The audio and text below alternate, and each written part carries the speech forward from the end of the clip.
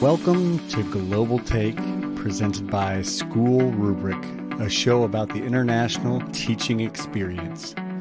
Teaching internationally is one of the best decisions you can make as an educator. In this show, we will meet teachers and administrators from around the globe living and working internationally. Our hope is that their stories and experiences will inspire you to explore the world of education.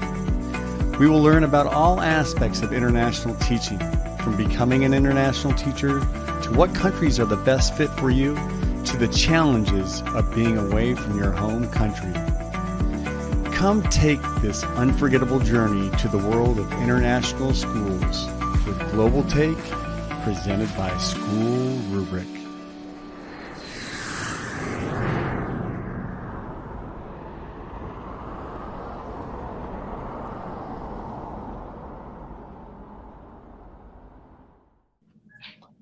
Hello, everyone, and welcome to a special episode and a special edition of Global Take, where we convene international educators from around the world to talk about topics related to international education.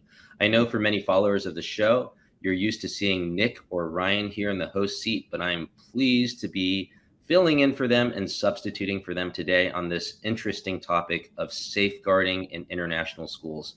My name is Dr. Wallace Ting, and I am a former international educator, administrator, and headmaster, but I also do some work now with SchoolRubric, and pleased to be here with three outstanding international educators from around the world. Let me bring them on screen. Welcome to Cindy, welcome to Rick, and welcome to Monica. Thank you for being here. So one of the things I wanted to start with this morning, or evening or afternoon, depending on where you are, because we've got time zones all over the place, is just to do some quick introductions, learn a little bit more about you and your role, but also help answer the general question, what is safeguarding? Just to make sure that we're all on the same page and some of our viewers are also oriented to the topic. So Monica, perhaps we can begin with you. Sure. Thank you, Wallace. It's great to be here and to talk about this topic. Of course, it's near and dear to my heart. My title is a safeguarding coordinator at the American School in Japan. And we're lucky enough in the school to have a full-time dedicated role for this work. So that has moved us along quite a bit. I've been there 5 years, and it's been a journey the whole way. I think, when I think about defining safeguarding, I think that certainly in our approach, and I think increasingly the approach across schools in international education, it's taking on a much more broader term than kind of how the work started just as child protection. So I kind of think of safeguarding as the bigger umbrella that really encompasses all the actions and policies and systems that put into place to both incorporate prevention and response actions to promote welfare of children and protect them from harm. So I think about child protection as one element of that, specifically when you're working with maybe an individual student or individual cases that come up or individual concerns or situations. But it's the big picture, I think, that really brings the power to the work. Yeah, Monica, thank you for sharing. And, as I mentioned at the beginning, I was an international school educator for 11 years, but I left 3 or 4 years ago. And so around that time, there was a lot of discussion around child protection. So I'm glad to see, even over the past few years, safeguarding and child protection has really evolved, and it's really taken a much more expansive view of child well-being and safeguarding. So thank you for sharing. Rick? Yeah, thanks, Wallace. Great to be here and sharing this great discussion. Important topic for sure. I'm the director of athletics and activities at the American Embassy School of New Delhi. And Monica's right on in terms of seeing safeguarding as this broad umbrella that covers so many parts of our programs, especially with the co-curriculars where we're very non-formal. We do a lot of things out of that four walls of the classroom. So we're constantly thinking about risks and hazards, and pulling in that in the last probably 5 years or so, more and more specifics around child protection and the importance of making sure that's a real important spoke of our safeguarding plan. I mean, there's not a program that goes by that I'm not thinking of the broad safeguarding implications, but specifically to child protection related pieces where we're trying to make sure we're providing these experiences for kids which are challenging and offer an appropriate level of risk, but at the same time making sure our prevention and safety is at the highest standards within the field. So it's been a really important development, great challenge for us as program planners, and it's constantly on our plate. Rick, thank you for sharing, and thank you again for being here. Cindy, let me pass the baton over to you. Thank you. Thanks for having me. I'm Cindy Warner-Dobrowski, and I'm the Director of Student Services at the American School of Dubai. And very similar to Rick and Monica, we sort of operationalize student safeguarding in our action plan as being related to risk assessment and mitigation, the prevention pieces, and then child protection, the response and intervention to specific situations that might arise. And you know, it's really important work, and similar to what you've all described, something that's evolved over the last 5-8 years, and you know, something that continues to evolve and become stronger and more embedded really in our everyday operations at school. All right. Well, thank you all for those introductions, and thank you for orienting the audience and ourselves to kind of the way we look at safeguarding and the way we kind of define it and view it. And so one of our first discussion questions I want to delve into today is a little bit about safeguarding and the pandemic, because we all know the pandemic has caused an enormous amount of disruption and refocused some of the things that we're doing in our schools, particularly in international schools. So I guess the first question I want to maybe lead with and open the floor to is, has safeguarding taken a backseat during the pandemic? Has it ever been that big of a priority? And because of the pandemic now, where has safeguarding become in terms of the priority, and where should it be realistically with all of the challenges that international schools are facing? Feel free to jump in, anyone. I think for us, you know, the onset of the pandemic certainly required us to pivot in many ways. But, you know, the priorities in our safeguarding action plan needed to shift. We were really focusing on parent education related to volunteers on campus and beefing up our risk assessment and mitigation for trips. And both of those have basically disappeared for the last 2 years and only really just starting to come back on board. But what we needed to do was shift our focus towards online safety and becoming more flexible and sophisticated in terms of the ways that we look out for concerning situations that students might be experiencing and how we respond to them. It was being online for the spring of 2020 was a complete game changer for us. All of our usual strategies were not available. And so there was lots of learning and strategizing and, being really flexible and responsive to the situations that presented themselves. Rick, Monica, any additional thoughts? Yeah, I would absolutely. Go ahead, Monica. I would absolutely agree with Cindy. Just say, I don't know if backseat feels like the right description, but definitely a shift and a pivot. I think of a number of occasions where our teachers, were suddenly streamed into the living rooms, and in Japan, the housing is so small that it's often the bedrooms of our students. Just sort of a very different view of what goes on in students' homes. It was a complete reversal for teachers. And so oftentimes they would be faced with concerns that came up that, of course, would never come up in a classroom setting. And so really supporting those teachers to feel comfortable sharing them, first of all, reporting them, talking about them, and really giving them some education on how to address them when they did come up, and just linking linking students that we knew were already at risk with counselors, how to do that in a safe and confidential, protective way when students are in homes that might not feel so safe. It was endless. It felt a bit like triage at times, but we were certainly still doing the work. And so at one level, that felt really important and good.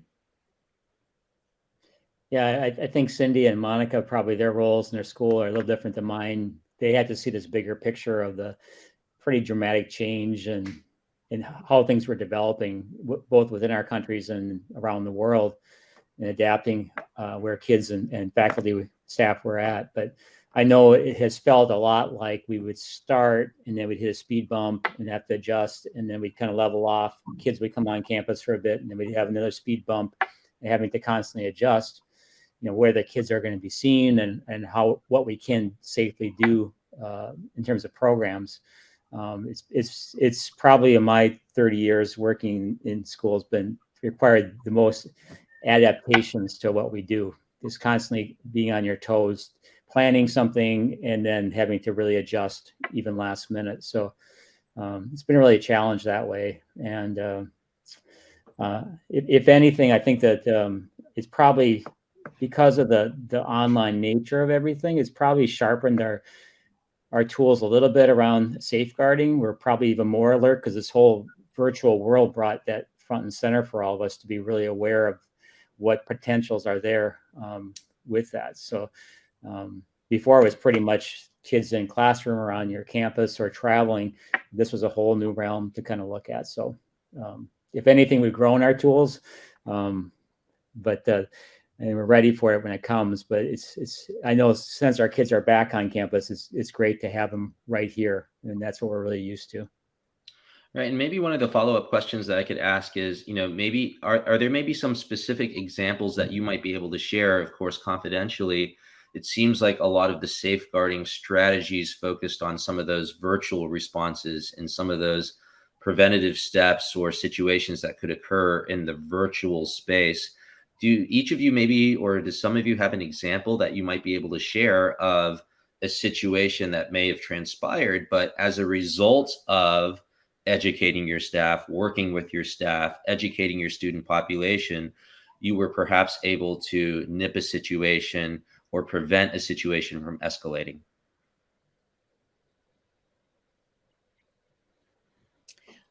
I think I can start. I mean, one of the things that comes to mind, I think, very early on was the challenge of virtual learning with young learners, and sort of this balance between what parents expected, what kids were able to developmentally do, online all day, and what teachers felt was the healthiest balance.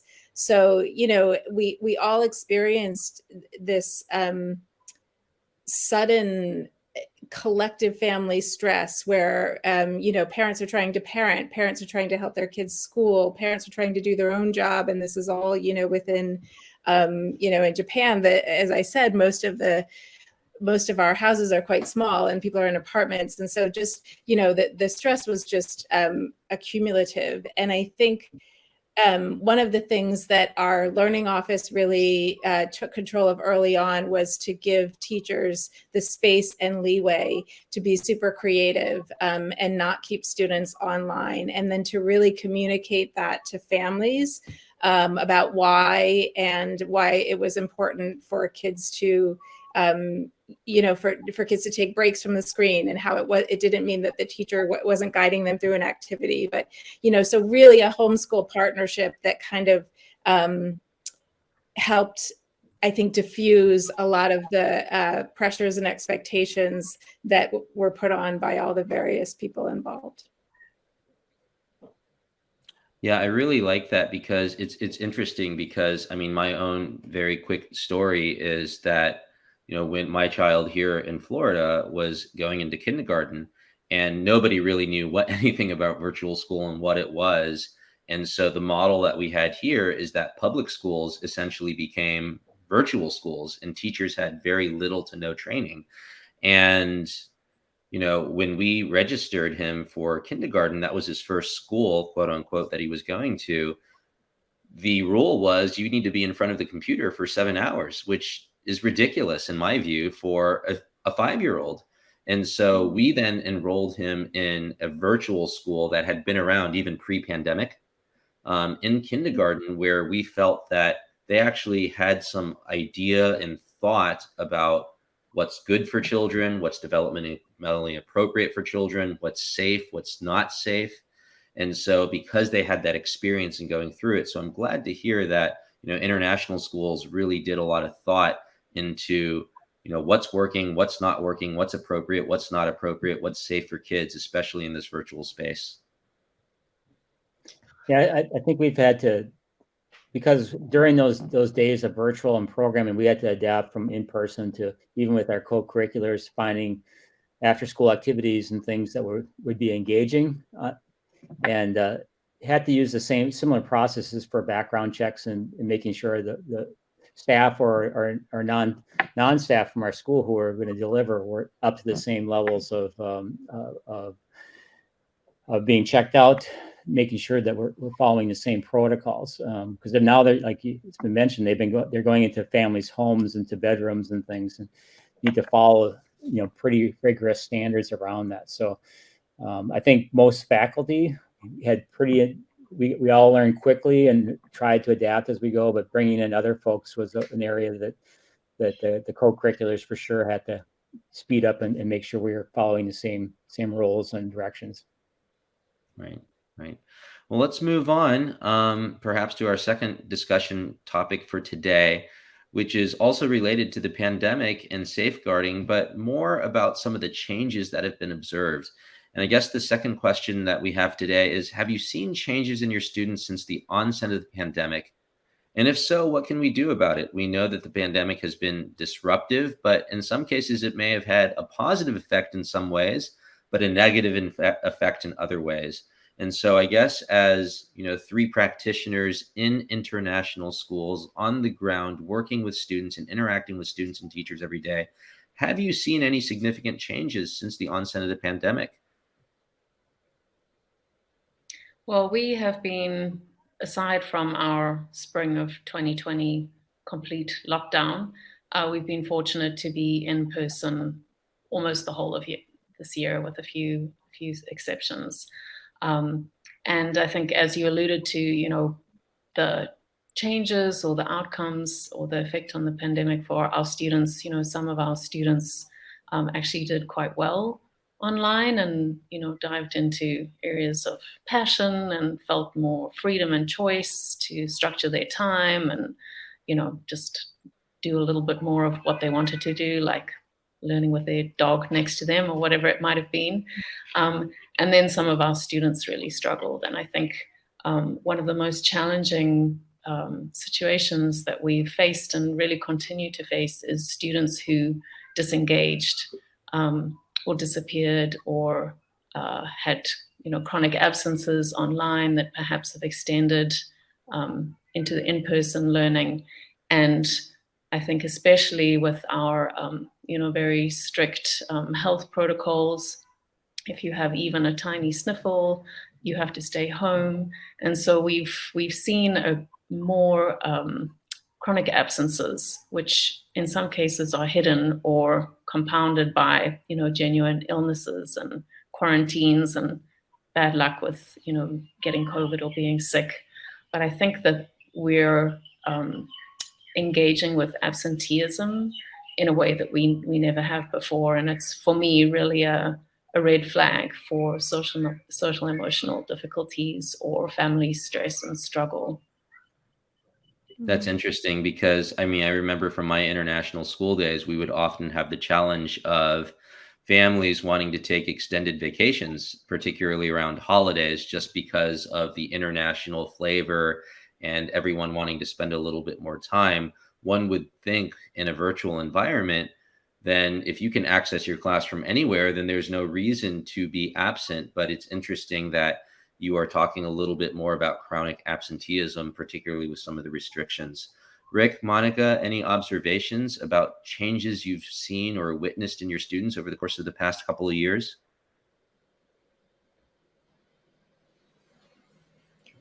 Yeah, I was just thinking about a conversation that I was having with a colleague. I think one of the things that came up have some of the things we've been dealing with that we're at a point in the year where we feel like, gosh, this feels too early for these kinds of things. Really around social media use, inappropriate communication, cyberbullying issues, that sort of thing. And the sort of topic of the conversation I was having with my colleague was that the kids were seeming to have sort of a learning curve that seemed younger than their years in terms of the social norms around social media, the expectations, the digital citizenship stuff. So I think we were just sort of thinking through these kids' lives the past 3 years and how much of their lives and their social lives became virtual, beyond what is norm, because they were that was their outlet, right? I mean, we also, similar to Dubai, we were very lucky in terms of the pandemic overall. We only had maybe 6 months of distance learning, and then it was really hybrid and face-to-face up till this point. So I think I underestimated, and my colleagues were saying that they underestimated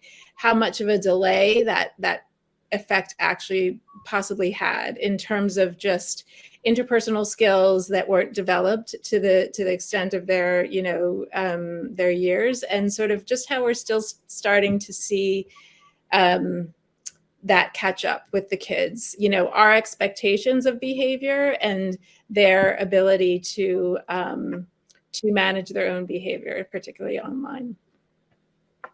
Thanks, Monica. Rick, any thoughts to add? Yeah, I think from what my athletic director hat on, we definitely are talking to coaches and watching teams since we've been on campus most of this year, just seeing this like 1 to 2 year developmental kind of stunted period where they didn't get these developmental experiences, and it's just not the physical, but a lot of that social. So as the teams come back and the kids are playing, we're seeing some catch-up work definitely needs to take place. I mean, that said, as we're opening up, the kids are right there. They want to participate. I mean, from the get-go, the stuff that they feel is important as adolescents or as children, they want to be there to participate. That was not, we didn't have to do huge promotions, say we're opening up. They were there. They wanted to get out there. I think they were just fed up with the screens, and they wanted to get moving. That's all of us did. But we are seeing it in terms of the development normally where we'd be with different grades at different stages. But this year we've done, I think, both our school and our schools within our region, just whatever we can do to continue that growth, whatever we can do, even if it's short mini seasons, just trying to keep it going so we don't lose another year of development. And the kids really want to play. They really want to be involved. And so keeping that going has been very, very important. We've done some things too within our association in our region. Cindy School is part of our MESAC region, and where we can't get together, which is for most things, we have tried to do virtual events together. So like speech and debate or a senior fine arts festival, academic games have been really successful. And I think a lot of it had to do with the fact our kids are on the screen with kids from other schools. It's not just the same classroom, but they really are engaging and having something together as a group of students from all over. So they want to show up for this stuff for sure. And I think that's been evident, but definitely skill wise and developmentally, there was a loss that I'm seeing. And I think a lot of coaches and teachers are seeing. Yeah, thank you for sharing, Rick. And I think I was sharing, from my perspective, my niece and nephew live abroad and they attend Singapore American School. They love the school and they love the experience and the friends they made, but they did spend a large amount of that time in lockdown and through virtual schooling. And so they really, really wanted to get back to school, really wanted to see their friends, really wanted to be on the campus. But I will say one of the positive things that did emerge is that they became very, very close as a family, just by being in close quarters. Obviously, my brother and his family, they're lucky to be able to work remote as well, and they have that privilege to be able to work generally virtually and just kind of all be together. And so while they were in a fairly small physical space, they really grew together as a family. And I think that was a very, very positive development, despite many of the challenges that happened through the pandemic. So maybe let's move to one of our final questions here is, I heard that word, I think Monica, you had mentioned it a little bit before, which is about triage. It seems like we spent a lot of time thinking about triage. We didn't know what we didn't know. Every day there was something new, but it does seem like for the most part, we are beginning to emerge from the pandemic. We are beginning to return to more in-person events. Travel is beginning to open up. And so there hopefully is beginning a sense of return to normalcy. So as we shift back to that sense of normal, how can we shift our safeguarding practices from triage to prevention and education? Any thoughts there? I think I can start in this one. I know for our school and our schools in our region, I think the pandemic is always going to be on our mind. And so in terms of our safeguarding plans for all of our programs, it's going to be one of the things we have to work with. So as we think of travel and hosting kids from other schools or other countries, we need to change some of our criteria and expectations around that. And for the first time in 2 years, the ADs in our region are going to get together in May, and most of our conversation are going to be how do we maximize our prevention efforts at the front end and mitigate the chances should there be a case on a trip or an event when you're traveling across borders. So it's definitely going to be a part of all of our conversations going forward and all of our planning, along with the normal stuff that's it's part of travel or part of hosting or running your programs. Yeah, it's great to know that you guys will have the opportunity to get together in person, and then it seems like it'll be time really well spent, not only to do the quote unquote normal stuff that happens when ADs and athletic directors get together, but also to kind of touch base on what are some of the lessons learned and how can we focus on some of these preventative steps, and touch base about that. Monica, Cindy, any thoughts about shifting from triage to prevention and education in our communities? Well, I think that, having just been talking about, how have our students changed or how might they have changed during the pandemic, I think really to be successful in, refocusing our efforts on prevention and education, we need to really take stock of where our students are. And, we'd love to return to normal, but I don't think, we can't go back to 2019 again.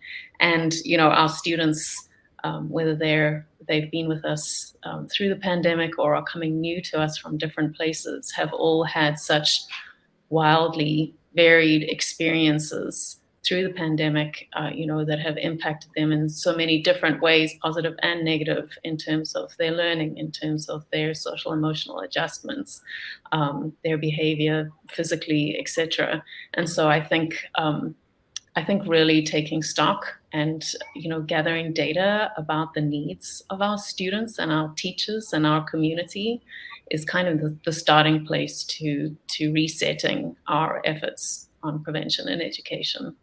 Yeah, Cindy, that's a great point, because in international schools, not just with the students, but also with the teachers, there's such a transient population where there's a shift in international schools and the demographics and the population change. Of course, there is that core group that do stay for a good period of time, but you make a great point that all kids and teachers and educators will be in very, very different places due to the experiences that they've gone through over the past couple of years. So making sure that we take stock and understand where each person is and making a plan to meet each person's needs. So great point. Monica? Yeah, I love that. I love that phrase, taking stock. I think that's really rich. I think one of the things that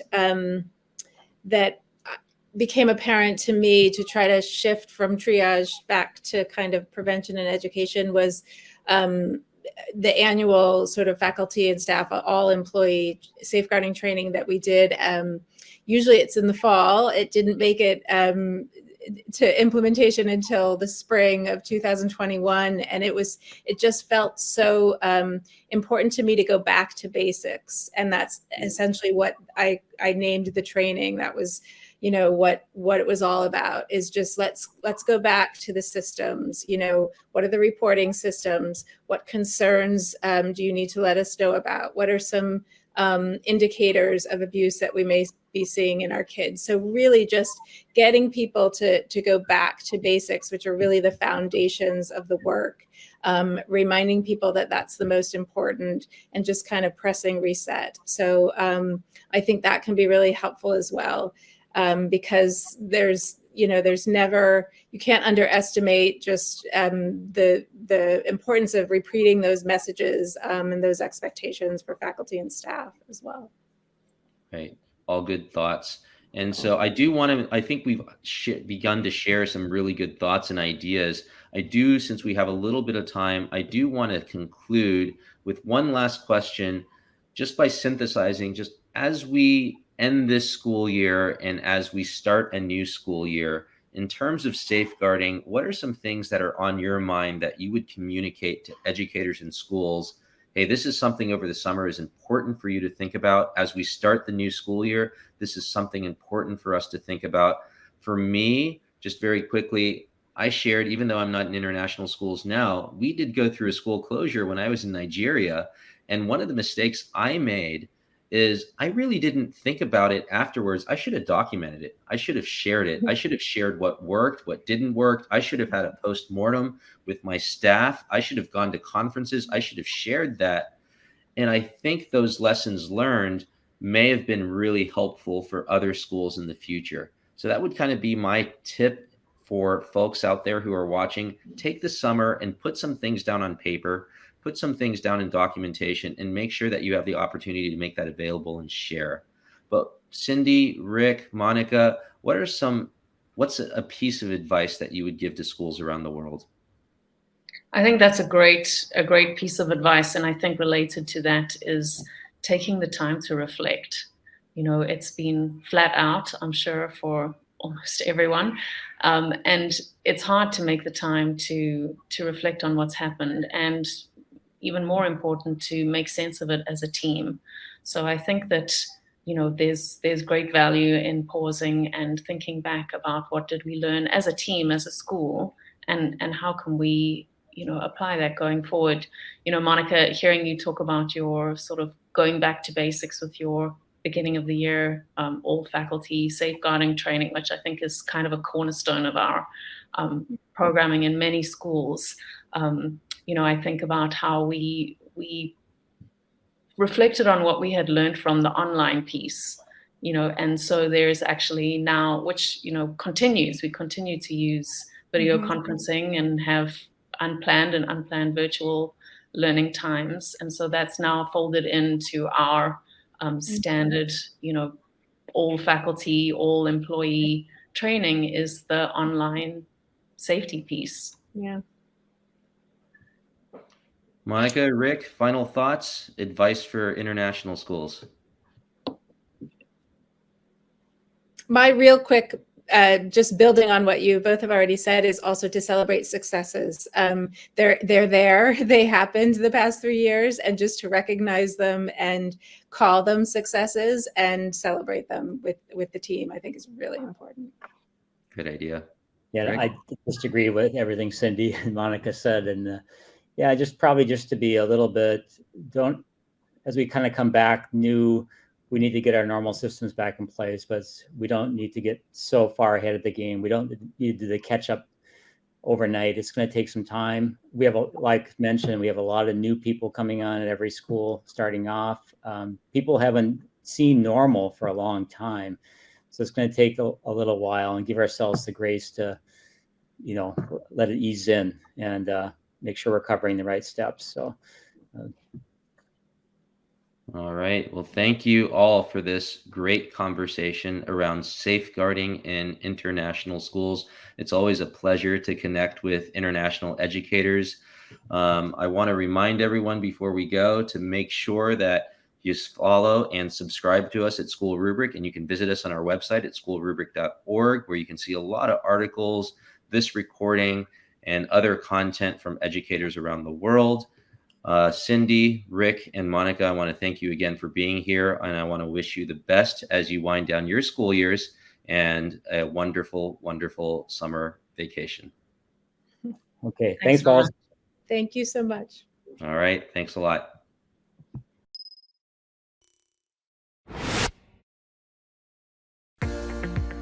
Thanks for watching and learning with us at School Rubric with educators from around the globe. For more access to articles, magazines, podcasts, live episodes, our international school directory, courses, and more, visit us at schoolrubric.org. Thank you.